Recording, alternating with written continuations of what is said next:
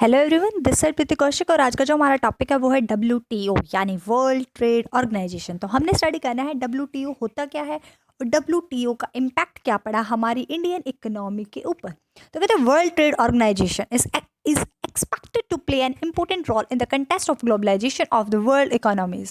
कहता है कि जो WTO आया यानी वर्ल्ड ट्रेड ऑर्गेनाइजेशन, पहले तो आप इसको टुकड़ों में बांट कर देखो। वर्ल्ड मतलब कि पूरा संसार का संसार, ट्रेड मतलब कि हमने ट्रेडिंग करनी है, बाय एंड सेलिंग करनी है।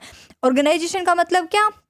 ऑर्गेनाइजेशन है एक, ठीक है। ट्रेड मतलब कि कहते हैं जब वर्ल्ड की बात हो रही है और ट्रेड वर्ड आ रहा है तो यहाँ पे हम कौन से ट्रेड मानेंगे? एक्सपोर्ट एंड इंपोर्ट मानेंगे। तो कहते हैं वर्ल्ड ट्रेड ऑर्गेनाइजेशन जो सेटअप किया गया हमारा, उससे एक्सपेक्ट किया गया था कि वो एक इंपॉर्टेंट रोल प्ले करने वाला है ग्लोबलाइजेशन के अंदर। यानी ग्लोबलाइजेशन जो आया है वर्ल्ड की इकोनॉमीज को इंटीग्रेटेड करने के लिए, जो हमने ग्लोबलाइजेशन लेके आए हैं यानी अपनी इंडिया के अंदर न्यू इकोनॉमिक पॉलिसी 1991 में लेके आए हैं, उसके अंदर हमारा WTO जो सेटअप किया गया उसका क्या मतलब कि क्या इंपॉर्टेंट रोल प्ले करने वाला है। कहते हैं एक्सपेक्ट किया गया था कि वो इंपॉर्टेंट रोल प्ले करेगा ग्लोबलाइजेशन के कंसेप्ट में। तो कहते हैं what is it suppose to do. कहते हैं क्या सपोज किया गया था, उससे वो क्या करने वाला है। कहते हैं it is suppose to promote free trade in the international market by reducing tariff barriers and by removing non tariff barriers.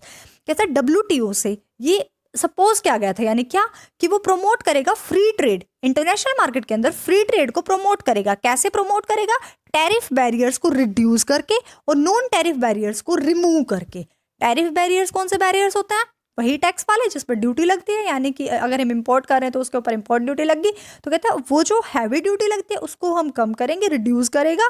और WTO क्या करेगा? रिमूव कर देगा नॉन टैरिफ बैरियर्स, यानी कि जो क्वांटिटेटिव बैरियर्स हैं जो कि क्वांटिटी से रिलेटेड है कि कितनी क्वांटिटी को इंपोर्ट करना, वो बैरियर सारे हटा दिए जाएंगे। कहता है it is focusing on the competition in the international market and free access to markets across different countries of the world. कहता है और ये मेन फोकस करता है कंपटीशन का, इसका मेन फोकस रहता है इंटरनेशनल मार्केट का and free access to market across different countries. मतलब वर्ल्ड की जो और कंट्रीज है वो एक आपस में फ्री एक्सेस कर सकती हैं।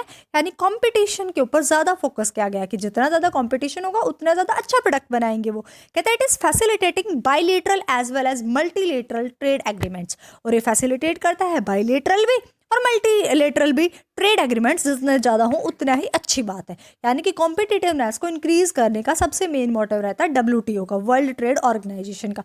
यानी जब ये कह रहा है कि नॉन टैरिफ बैरियर्स बिल्कुल हटा दिए, टैरिफ बैरियर्स को रिड्यूस कर दिया, तो उसका क्या मतलब है? इसका यही मतलब है कि WTO चाहता है कॉम्पिटिटिवनेस ज़्यादा आए और ज़्यादा से ज़्यादा बाईलेटरल और मल्टीलेटरल ट्रेड एग्रीमेंट्स बने। कहता है इम्पैक्ट क्या हुआ WTO का इंडिया की इकोनॉमी के ऊपर।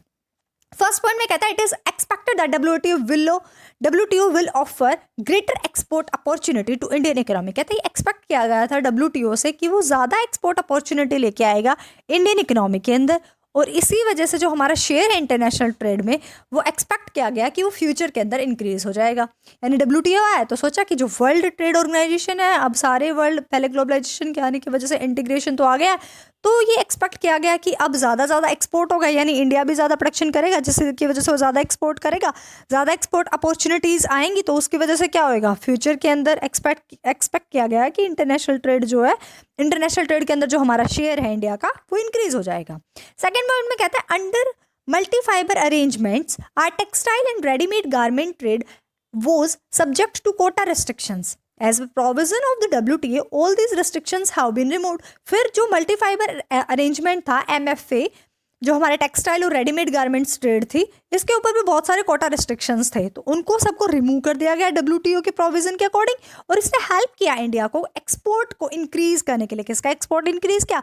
गारमेंट्स का और टेक्सटाइल का एक्सपोर्ट इंक्रीज करने में हेल्प किया, क्योंकि जितने भी गारमेंट्स और टेक्सटाइल इंडस्ट्री के ऊपर जो भी रिस्ट्रिक्शंस थे वो WTO के प्रोविजन के अकॉर्डिंग उनको रिमूव कर दिया गया। अब जैसे ही रिमूव हुए तो ज़्यादा हुई ट्रेड। कहते particularly are textile export to America and European countries have shown a substantial rise. तो कहते हैं जो हमारे टेक्सटाइल एक्सपोर्ट थे उन्होंने अमेरिका पे और यूरोपियन कंट्रीज़ के ऊपर एक बहुत ही इंक्रीजमेंट लेके आया ट्रेड के अंदर, मतलब एक्सपोर्ट इंक्रीज हुए।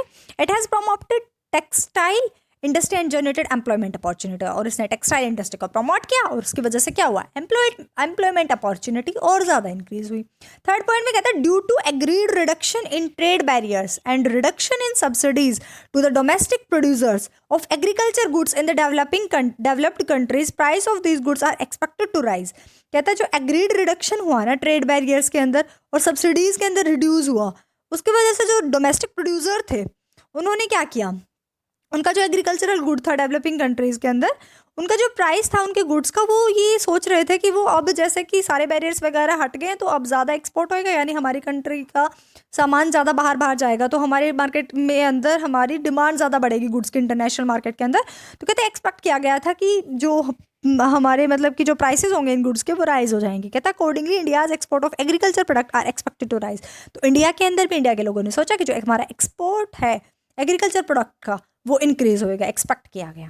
कहता with great stability of the international trading system through WTO, India is expecting a marked decline in dumping as a strategy adopted by the developed nation to exploit market of the less developed countries।